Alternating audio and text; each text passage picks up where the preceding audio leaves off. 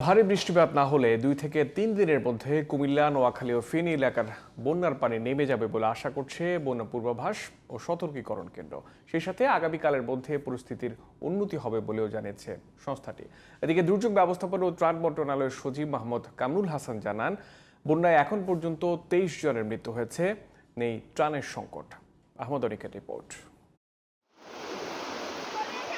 সোমবার নিয়মিত ব্রিফিংয়ে বন্যা পূর্বাভাস ও সতর্কীকরণ কেন্দ্রের উপবিভাগীয় প্রকৌশলী জানান, দেশের উত্তর পূর্বাঞ্চল, পূর্বাঞ্চল ও দক্ষিণ পূর্বাঞ্চলের প্রধান নদীগুলোর পানি কমছে। ফলে কুমিল্লা জেলার গোমতী নদীর পানি আগের চেয়ে কমেছে এবং অন্য অঞ্চলের বন্যা পরিস্থিতি ধীরে ধীরে উন্নতি হচ্ছে। তিস্তা অববাহিকায় বৃষ্টিপাত তেমন কোনো বৃষ্টিপাত নেই। বৃষ্টিপাত হলেও সেটা আমাদের এই মুহূর্তে তিস্তায় কোনো আশঙ্কা নেই।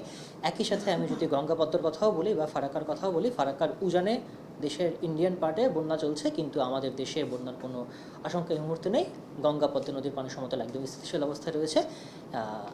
এই জন্য আমরা আশঙ্কা করছি না এখানে কোনো বন্যার এই মুহূর্তে কোনো আশঙ্কা নেই। পরবর্তী 48 থেকে 72 ঘন্টা ভারী বৃষ্টিপাত না হলে ফেনী, কুমিল্লা ও নোয়াখালীর বেশিরভাগ স্থান থেকে বন্যার পানি সরে যাবে বলেও জানানো হয়।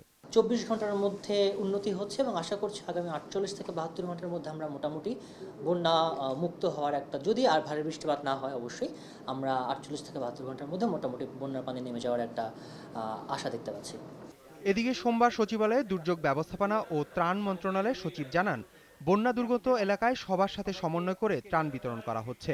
বন্যা পরবর্তী পরিস্থিতি নিয়ন্ত্রণেও প্রয়োজনীয় পদক্ষেপ নেওয়া হয়েছে।